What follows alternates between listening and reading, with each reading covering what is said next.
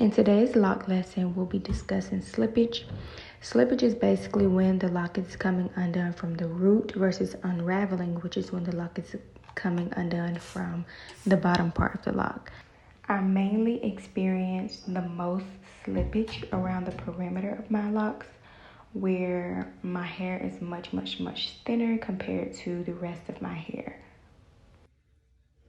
So all I'm doing here is just going in with a 2-point rotation to interlock that new growth and to get the foundation of the lock stronger than it was before.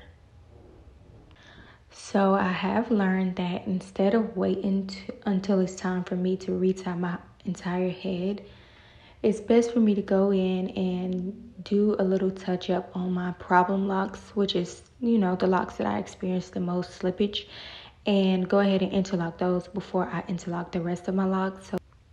So when you are interlocking, you want to make sure that you're pulling the tool all the way down, like you see me doing here, before you're pulling it through.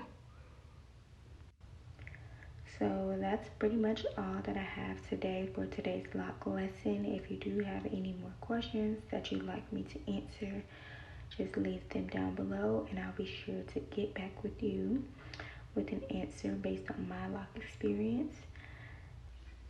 Peace.